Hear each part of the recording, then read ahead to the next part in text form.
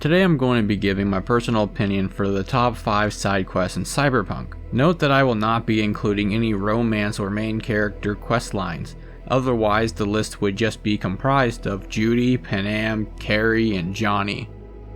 Sorry, River. This should be obvious, but in case you haven't caught on yet, this video will contain spoilers. So let's go over the top 5 side jobs in Cyberpunk 2077.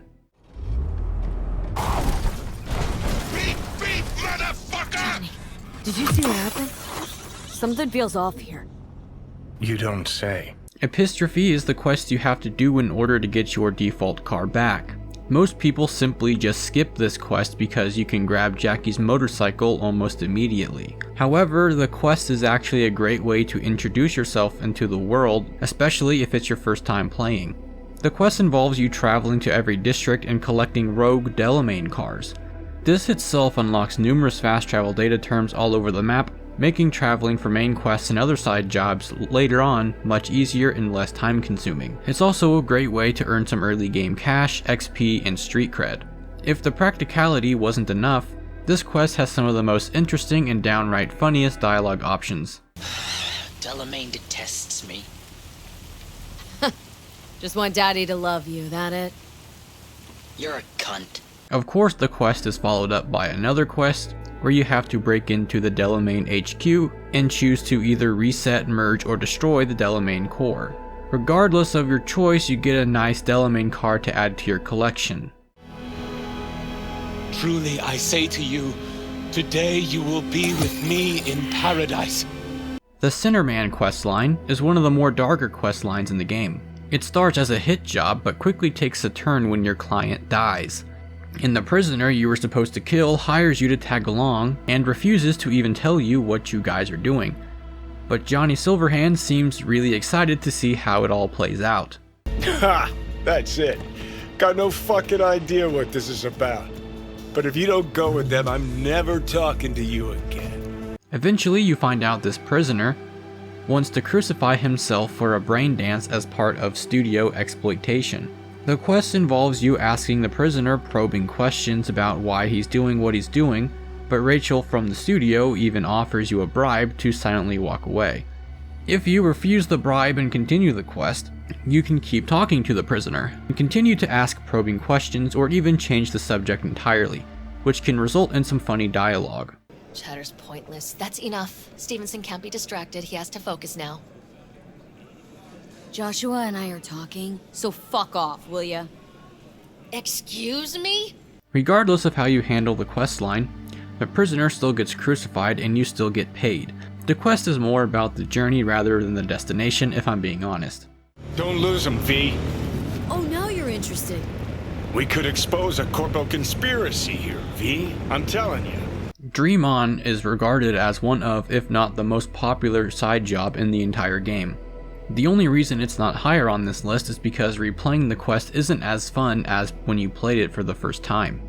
This quest involves you looking into a mysterious break-in that a couple named Jefferson and Elizabeth hired you for.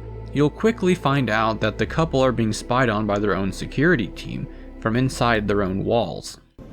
They violated our privacy. The sons of bitches! Under my own roof! You'll end up finding a radar that is transmitting information to a van parked outside. Once you make your way to the van, you have to follow it into a trap, and once all the enemies are defeated, you can hack into the van and find out that the couple are being brainwashed and mind controlled. The paralysis biological casts neuroplasticity. Fuck. What about that? The blue shit. Fresh neural links. They're not spying on them, Johnny. They're fucking with their heads. Mean to say someone's literally controlling our upstanding politicians' minds? Uh-huh. The quest ends with you having to make a moral choice of whether to let Jefferson live without knowing that he's being mind controlled, or tell him the truth and send him into a frenzy of paranoia. You can even see someone, if scanned, named Mr. Blue Eyes watching over your exchange. The reason this quest is so popular is because it's an unsolved mystery. I mean, who doesn't love a good conspiracy? You think anybody'd interact with a grumpy, spontaneous craving satisfaction machine? Exactly. Would you even be able to offend me? Ooh, come on, Sam a whore. The coin-operated boy or the Brendan questline, has to be my favorite non-romance character questline in the entire game. This starts off with you finding a schism named Brendan that is unusually intelligent and seemingly sentient. And over a period of time, you'll keep having to return to the machine to help him with various tasks, or just talk to him. Some of these quests involve you moving a dumpster so he can see, protecting him from a vandalist, as well as listening in on a street therapy session. Thanks for listening to all my bitching. I bet you even Donald Lundy sometimes goes through a whole tub of ice cream and 3 packets of tissues. Brandon, you are the sweetest person I know. Throughout the questline, V will have optional dialogue opportunities to have Brendan tell jokes, and some of them are actually quite funny. In the final quest titled Coin Operated Boy, you find out Brendan has been taken to get a software update and turn him back into a normal schism. You'll have to track him down to rescue him, but it's too late. The software update has already begun and you can't reverse it. Where was Johnny Silverhand when the bomb at Arasaka Tower went off? Don't know. Where? All over the place. Literally. Software update installed successfully. Goodbye, Brendan. I'll miss you. It's quests like these that make Cyberpunk feel so alive. The story of the quest is also reminiscent of the main story, where V's mind is also being erased and replaced with something else, and there's nothing anyone can do to stop it. It's a pretty cool detail that you might have missed. He rubs out sayings like a randy teenager and the whole world's guzzling it up.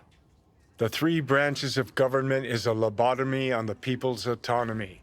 I mean, what the fuck? Killing in the Name is a quest you get pretty early on, but can't actually do until after you meet Carrie and rescue Nancy, which is basically at the end of the game. This quest involves you going on a wild goose chase to hunt down Swedenborg, a Marxist who has been anonymously radicalizing people by sharing anti-capitalist and left-wing aphorisms over the net. You go from location to location hacking routers in hopes that it will lead you back to the person who is behind it. However, things take a turn when you find out that it's just a hacked fortune teller that just strings together deep-sounding mumbo-jumbo. The quest is really unique in the way that this is one of the only times you get to see Johnny Silverhand genuinely happy and excited about something. Pure fucking genius. Can we find whoever did this? I need to shake their hand. Unlikely, for 2 reasons. First, they didn't leave a trace. Second, you're dead, Johnny. Oh right, when I get in a good mood, I forget that. You have a choice to leave the hacked fortune teller alone, or you can hack into it, and if your intelligence is high enough, you can make it spout out even more nonsense by replacing Marxist slogans with random words. It's safe to say that Johnny Silverhand loves this option. Hold on. I've got a better idea. Let your thoughts dance the lusty rumba while accompanied to a joyful accordion. What the? Ha! What all his fans think. Oh man. I know you and I don't always click, V, but I've got to say, you've got your perks. Fox cubs are gathering data from the cesspit of the financial merry-go-round. Become the obese narwhal in heat amidst the blazing ice. It just goes to show that if you say stupid stuff with enough confidence, people will rally behind you and repeat what you say simply because they will believe it'll make them seem smart. I don't want to fully explain the multi-layered joke in this video, but I will have a separate video on that. At the end of the quest, you can either tell Nancy the truth and expose the whole thing as a hoax, or let the prank continue to make fools of people. And if your intelligence is high enough, you can make the machine fill their empty gonk brains with even more nonsense. Either way, I look forward to this quest on every playthrough. You'll follow this breadcrumb trail, and when you connect the dots, all you'll see is a dick. So how do you feel about this list of side jobs for Cyberpunk 2077? What are your favorite side jobs? Feel free to let us know in the comments, and by us I mean the many voices in my head that never stop talking. Let me know what topics I should cover in the future, and subscribe for more cool sexy videos such as this. Anyways, see you later.